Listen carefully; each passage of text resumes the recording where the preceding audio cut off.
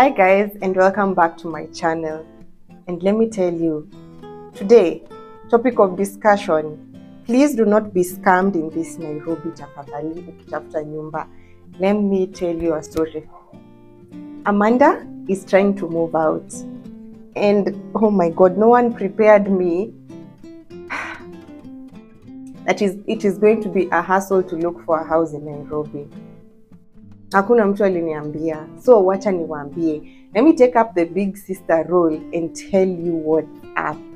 Because the amount of scams that are out there is no joke. This is not the first time I'm moving out, by the way.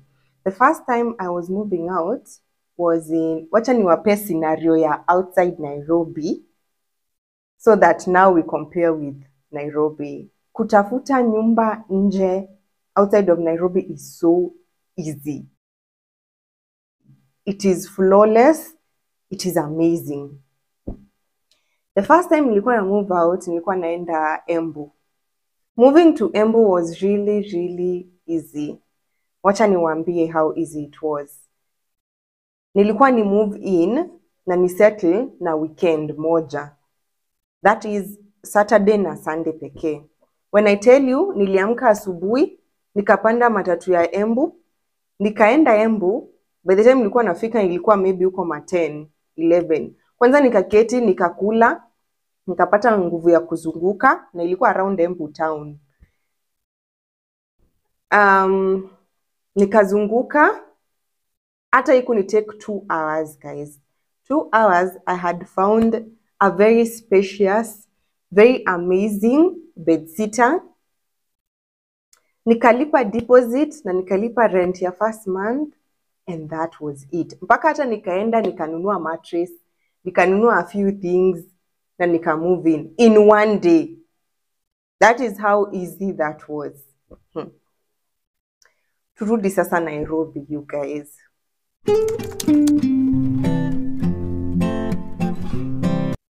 I wanted to leave Said's Lower Kabete. I wanted to be a Lower Kabete auntie.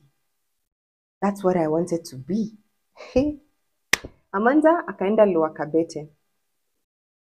And also tulikuwa tumeishi Lower Kabete before. So I liked the area. Nikasema wacha tuende hizo sides. And it will be just one matatu kufika to my workplace. Sahi, as we speak, mi upanda matatu tatu every day. Lower Kabete kufika tu hivi.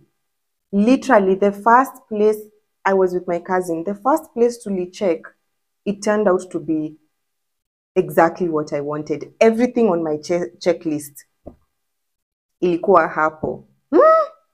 Nikasema huu ni nani but God. Huu ni nani but Mungu. But turned out, hiyo place, haikuwa na, how do I put this? Haikuwa na room vacant. Okay, let me explain.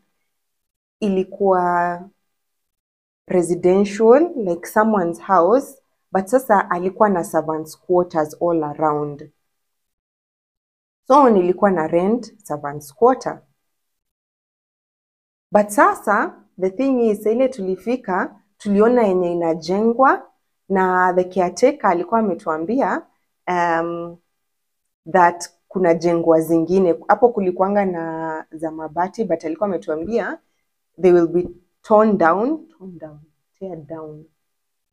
Zitabomolewa, alafu waeke now other 2 servants quarters. When I tell you guys, this compound was so big. There were like 3 residential houses, personal houses, and all surrounding that place kulikuwa na servants quarters. So kulikuwa na servants quarters ka 10. They were many. So anyway, hata nimeshaanza kukatch feelings nikiongea hii story. Tukapatana na caretaker, imagine akatuashua, by the way, hizi servants quarter in a month zitakuwa zishajengwa. So tulikuwa na hopes. And then there was one already ilikuwa in the process. So nikamwambia nani waifanya hivi. Me, sina ati haraka ya move out. I can wait for a month, right? Okay. And nikachukua namba yake, so we were in constant communication. Paka akaniuliza unaweza taka kala ya nyumba yako ikuwe gani? Nikamwambia mimi nataka all white. All white was among my list, by the way. Because I'm a YouTuber, I want to... All white is favorable when shooting. Nikasema sawa. So, nilijua mimi nimepata nyumba na first try. Like, can this be any easier? Yo.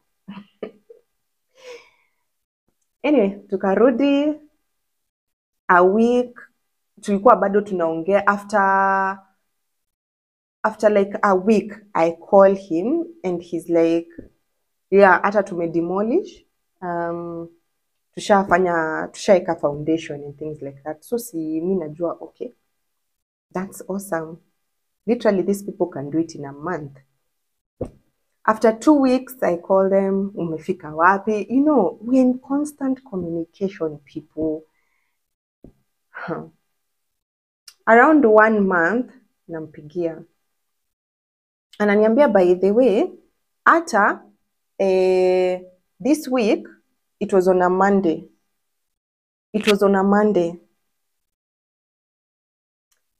Akaniambia, ata this week, wait, I call him on a Monday, right? And then he tells me that Wednesday, painter anakuja na plumber pia. Plumber first, and then painter afterwards, afanye quotation and things like those. So sunaona, we're in constant communication. Anashinda akinipa information. So I know where that bed sitter is, like penye imefika. And I'm excited. I mean, it is everything I wanted. And then it was going to be a new house. I was so excited, guys. Nimekalia miguu nimeganda. Oh God.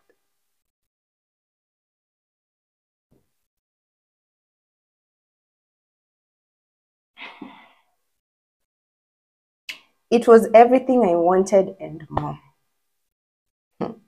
So hiyo siku alikuwa ananiambia zile za actually hata hiyo wiki hiyo Monday nilipigia kaniambia hata ukikam naweza connect na madam wa nyumba, now the main house, muonge, you get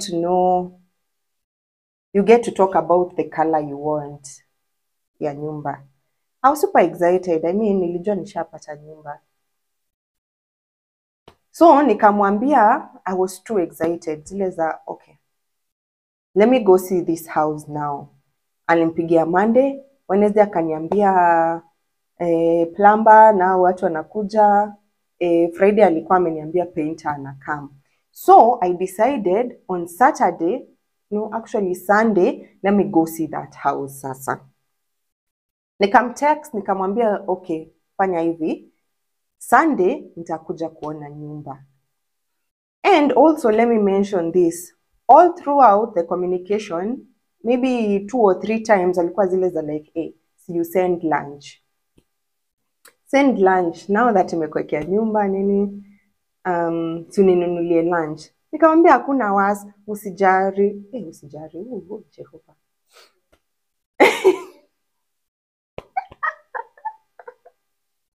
Kuna kazini yangu wako somewhere on my bed. There.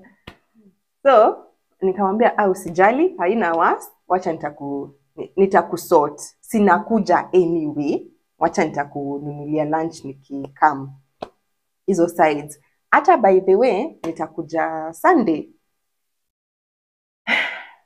I texted him. Hiyo ni after during the week somewhere. Nikamwambia hata nitakam Sunday. Did this person reply? No.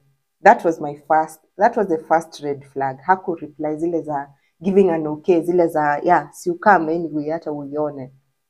Now that it is about kumalizika. Which I found strange. I was like, okay. Anyway, mimi nilikuwa nimesema liwe liwalo, on Sunday naenda kuona hiyo nyumba. Ili sasa hata nianze kuplan, I need to see the layout. ili nianze kuplan, okay, sasa bed, you know, nitaiweka aje, ama nitanunua nini, what size, you know. Amanda kiguna njia akaenda hadi Lwakabete kuona hiyo nyumba. Nafika hapo nampigia hachukui simu. Luckily that place haikuwa imefungwa. So nikaigisha tu mkono, nikafungua na nikaingia. Lo and behold people, zile nyumba za mabati zile niliona 1 month ago zilikuwa zimesimama hapo.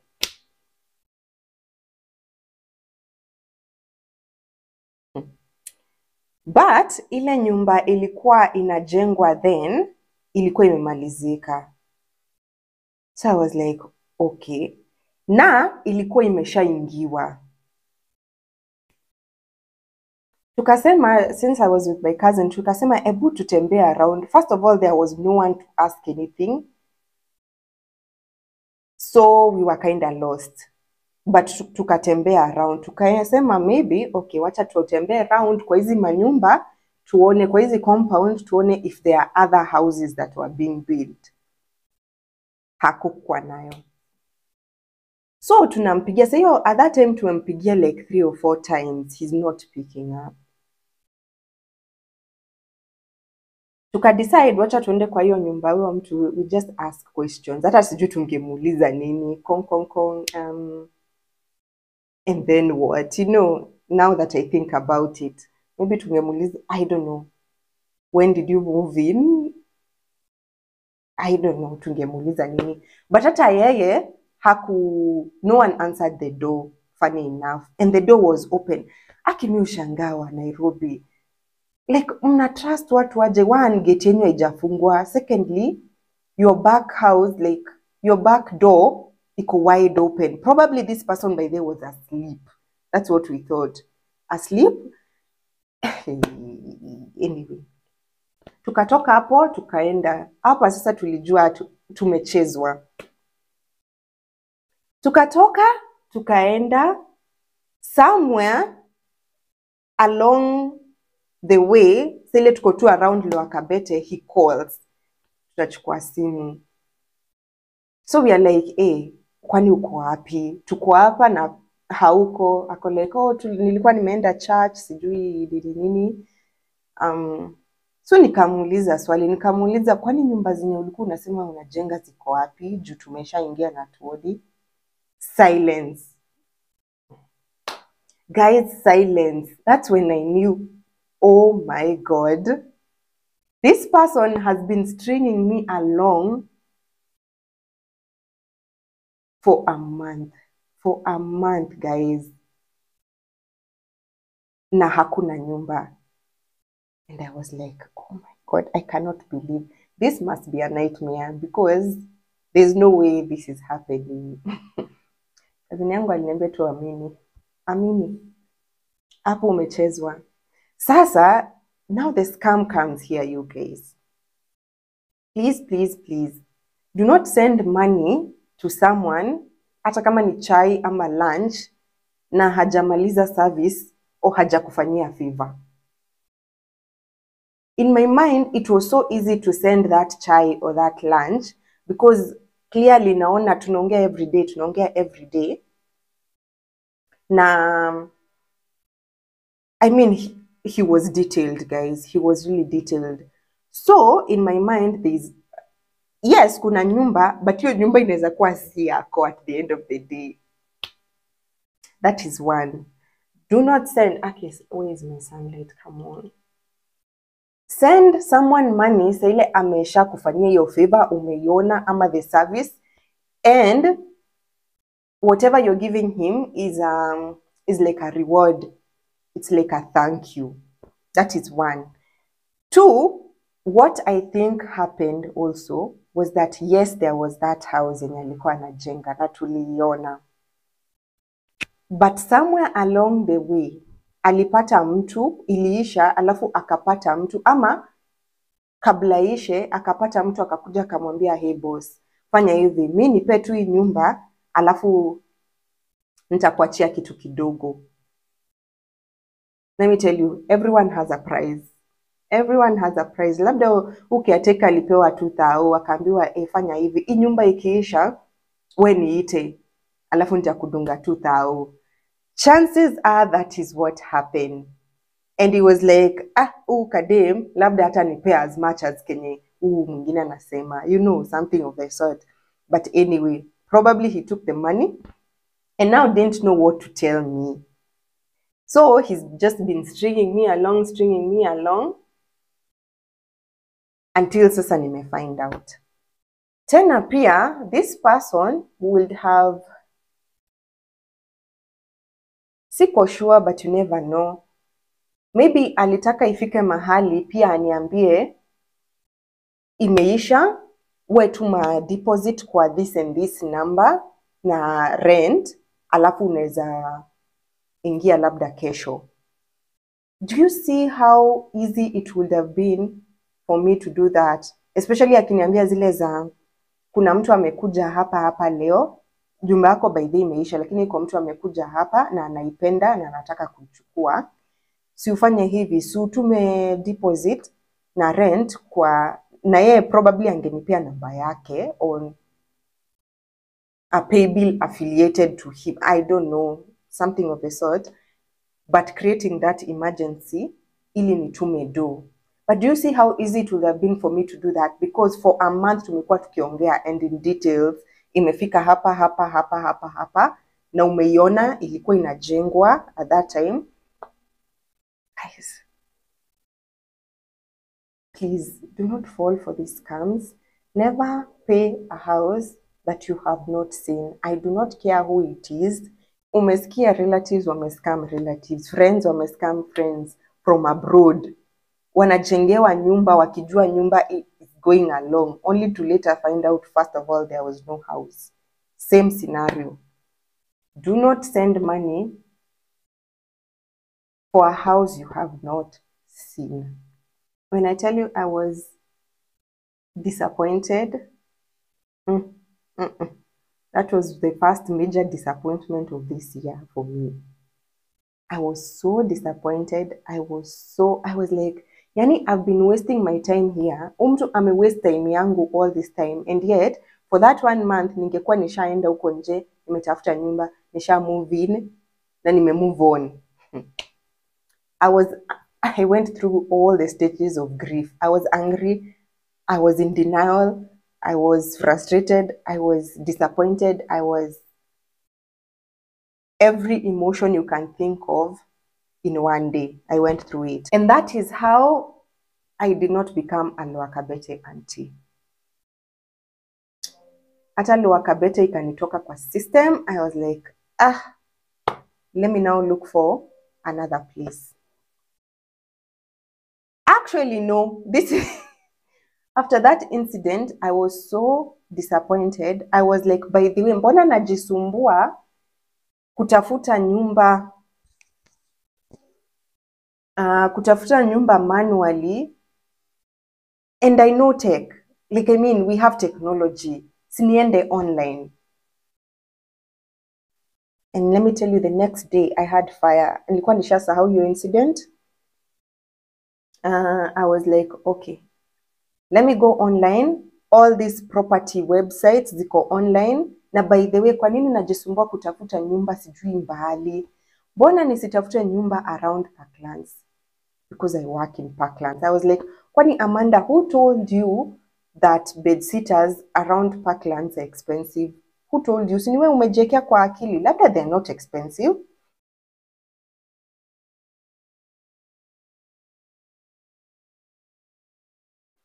Just go online and check. I mean, just check. Kucheck ni free.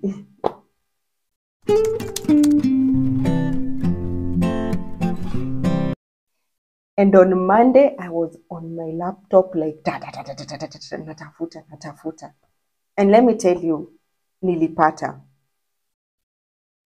I looked at properties the whole morning and I found like 5 of them. Kachukua the agent's numbers and things like those. So it was time to call. So I called the first one, and let me tell you, these houses, they were modern houses, modern bed sitters, apparently in Parklands, and the prices were very affordable. That should have been the very first red flag. Guys, there are places in Nairobi that nothing is affordable for the common mwananchi. Juanga tu hivo. So when these houses were like really affordable, like bed sitters zilikuwa zimewekwa hapo sijui 7k, sijui 8,500, 10k. Now, yes, unaweza pata bed sitter for that price, but not in Parkland, not in that area. So anyway, nikapata like 5 of them, and it was time to call the agent, and I did. Tuseme the first one was a man's name. So obviously when I call, I expect a man to pick up. When I tell you a chick picked up, actually a mama, ali pick up, and then niko like, naongelesha Peter. And then she's like, no, Peter ametoka nje. How may I help you? So in my mind, actually, when she picked up the phone, I was like, maybe it's the wife. And when she said Peter ametoka nje, nikaona okay, labda tu anachukua simu, because they don't want to lose customers. Ile unaweza ambia mtu shika simu yangu ikipigwa. So that's the scenario I conjured up in my mind. Nikauliza okay, Peter, naongelesha Peter, akaniambia si Peter ametoka nje, lakini naweza kusaidia aje. So nikamwambia iko nyumba nimeona kwa so and so, like so and so website, bado iko. Can I view it? Can I see it? Akaniambia fanya hivi, wacha nikupe namba ya like now the caretaker wa hiyo property. Nikamwambia ni sawa, haina wasi. So she gave me the number for the caretaker. I call, and then this other mama picks up. She's like, how are you? Nini, niko sawa, nini. So nikamuuliza nyumba iko, akaniambia nyumba iko. Naweza iona. Akasema unataka nyumba leo. Nikamwambia hata leo ikipatikana ni sawa, lakini saa hii siwezi iona, maybe lunchtime because I was at work. Lunchtime nikuje nione haraka and then we go from there. Nikipenda ni sawa. Now, tell me why this mama all of a sudden went into sympathy mode. This is exactly what happened. She was like, woi mtoto wangu, wacha hata nikwambie kuna watu wamekuja tu hapa sahi, wanataka hii nyumba sahi. Hata sidhani itafika hiyo lunchtime. They want it now, and sasa wakishatuma deposit, sioni vile wewe utaipata. So unaona nyumba online, si ni nzuri. Haki usikose hii nyumba now. What these people do is that they create urgency. When they see you are desperate, Aki, let me just tell you, please never look for a house in desperation. You will be conned. They smell desperation, these people. And then they create urgency, serious urgency. Ile sasa unaanza kushtuka, oh my God, nitamisi nyumba, and the way it's a good deal, sasa nitaanza kutoa ingine wapi, and I need it today. That is how people get conned, and they know. Nikamwambia, after niambia the sob story of how I will miss the house, how good the house is, how watu wengine watachukua, Makiu akwambia utume deposit. But that is what they are alluding to. They want you to feel like you're going to miss the house, so that useme ama nitume deposit unishikilie, like something small kushikilia hiyo nyumba. Don't fall for it, guys. So mimi nikamwambia okay, wakipata nyumba ni sawa tu, mimi sina shida, but I can only see this house during lunchtime. Siwezi toka job. You could sense the disappointment in her voice. So, akaniambia ni sawa, we lunchtime ikifika nipigie. Nikamwambia sawa. Lunchtime si nilimpigia. Akachukua, nikamkumbusha mimi ni nani, alafu akaanza kufake noise, background noise. Excuse me. Akaanza fake background noise. Ili simski. I'm like, huh? What are you saying? What are you saying? Finally akasema wacha nitakupigia. Nikasema ni sawa. Did she ever call back? No. She didn't. And that's how you know it's a scam. Nikapigia agent wa pili. Tell me why, and this is under a different agent name. Tell me why the same mama I called, ule wa Peter, uyo same mama is the one picking the voice. I mean, is the one picking the phone, because I could hear her voice. It was the same voice. And she gave me the same number for this caretaker mwenye nimetoka kuongelesha. I was like, oh my God, do not tell me that all these numbers nimechukua ni za scammers. I call another agent. Hata ya can refer to someone else. First of all, mkianza kureferiwa to people, just know it's a scam. It's a scam. Because why? If you're the agent, then you deal with me personally. Anyway. So nikapigia the third one. The third one akanipeleka kwa... Actually, before anirushe kwa mtu mwingine, nikamuliza hii nyumba iko wapi exactly in Parklands. Do you know what he told me? He told me 11th Avenue. Oh my God. Guys, there is no 11th Avenue in Parklands. Tuanzie tu hapo. I was like, oh God. See, when you get your facts right. Kama we ni mwizi, get your facts right.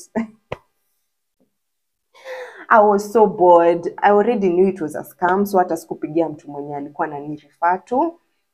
And that is how my whole day ilikunywa maji that day. Online haikunisaidia kitu.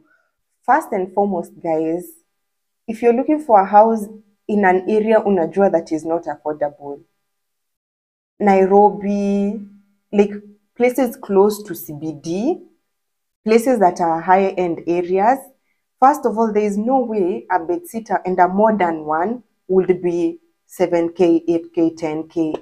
It's just not possible. That's red flag number one. Those are areas that are very high-end. C is a common mwananchi. So, already that is a scam. Two, ukiona agent ana create a sense of urgency, like get this house now, or you won't, like basically someone else will, it's a scam. Wachana nayo. Those people create a sense of emergency ili uchukue hiyo, ili utume deposit ya kushikilia hiyo nyumba and hata haujaona hiyo nyumba. Please. Personally, manually, take yourself to a place, uone nyumba. The point is mbona words na escape. You confirm that a house exists. The house mona online, please go manually, jipeleke, you confirm that that house exists. If the agents are not willing to show you the house, then there is no house. You have to pay for a product. You have to pay for a service. If you're not seeing the service or the product, in this case, the product, the house, then it's a scam. What else?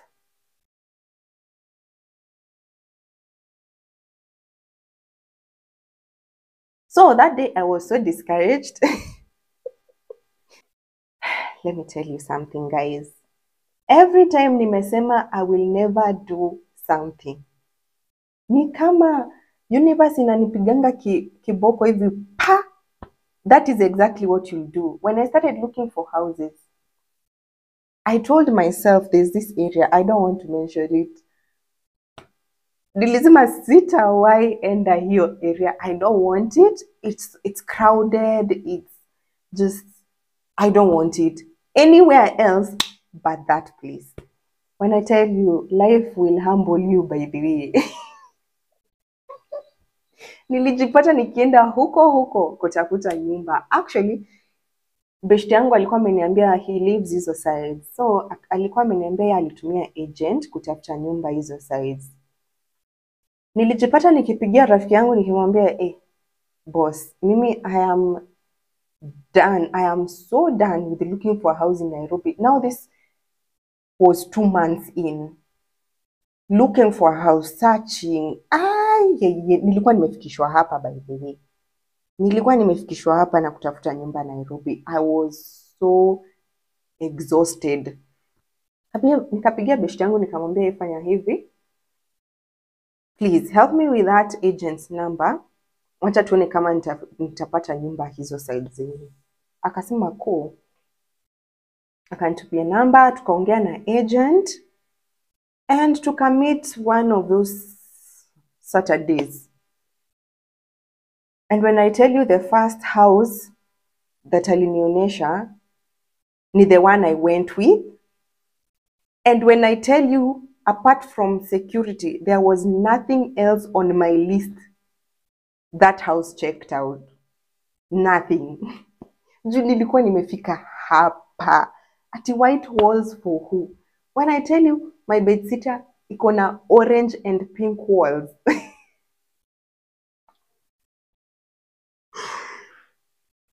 Guys, first of all, we need to have a discussion with the landlords and landladies because sababu mi sielewi the logic behind some of these colors they choose.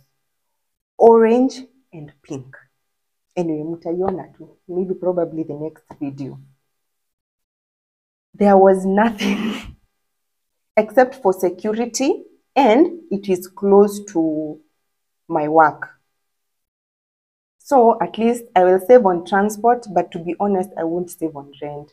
That's the thing Nili knows is about looking for a house in Nairobi. Either you save on rent or you decide to save on transport, move a bit closer to CBD, but you will not save on rent. It balances itself out. And I realized that very, very quickly. So in this case, I did not save on rent, but I saved on transport. So anyway, those are the scams. Kuna ingine. So wacha nimalize story. Si tukaenda na agent akanionyesha hii nyumba. And I decided to take it. The bedsitter. Now, there's another scam here you need to look out for. Agent msha agree fee yake, guys. That is separate from where you decide to deposit your what is it called? Your deposit ya nyumba na rent. Please, agent wako asikuconvince umtumie deposit na rent ati yeye ndo atatumia landlord.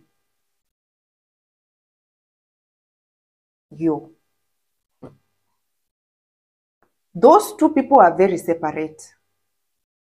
So, make sure if you can even talk to the landlord. Tafuta namba ya landlord. I mean, there are so many people there. So many people there you can ask. Tafuta namba ya landlord, muongee na yeye, you know what's up. Because let this agent not ever, okay, wangu did not, but right off the bat, I could see how someone can get scammed.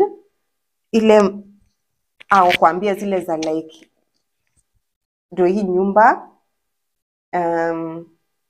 si sasa umeipenda unataka kuchukua, akuconvince umtumie deposit na rent ya first month, atumie landlord or landlady. Please, no. Make sure now you do your due diligence and try to get the landlord's or the landlady's number.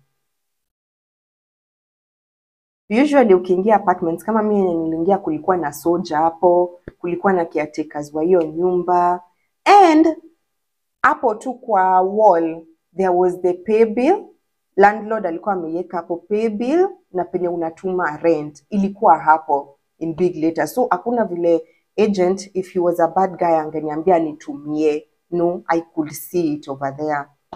And I was talking to the caretakers now wa your apartment pia. So tulikuwa wengi. There's no way angeni scam if he wanted to, but I can see how someone else can get scammed hapo. Agents wote si watu wazuri, si kila agent ni mzuri, you guys. And that's how Amanda got her bed sitter. Hopefully nitaonesha in the next in the next video. We need to discuss. We need to discuss with landlords and landladies. But kupitia, nimepitia.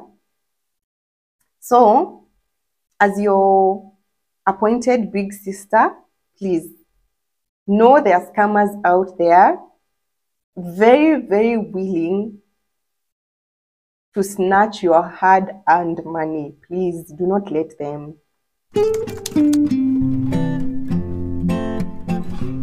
Actually, if you're, let me tell you why it took so long also for me to look for a house. If I was free, then probably it will have taken me a week, because ningekuwa naamka naenda natafuta nyumba the whole day and then narudi jioni natafuta the following day hivyo hivyo. Probably ningeipata within a week. But since niko job, I'm relying on this maybe weekends. It was a hassle, guys. It was a hassle. And if you're working, the best thing you can do actually is to look for an agent.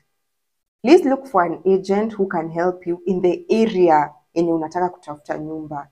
Walk into zinaitangwa nini, agent properties office and just ask, do you guys offer this service ya agents ya around this area? Uliza. And then ask the fee, and then let someone else who knows the area, and they usually know so many properties that are empty. Watakupeleka tu. It will be so easy. It will be like a one-day thing or a weekend thing, and then you are done with it. Umepata nyumba yako. And umeingia in.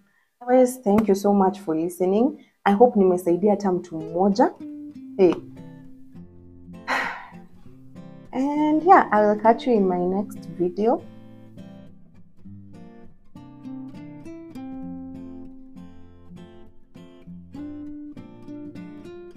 Hopefully it will be my moving in video sasa.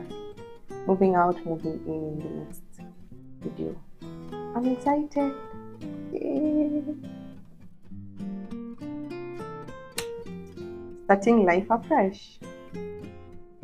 Bye.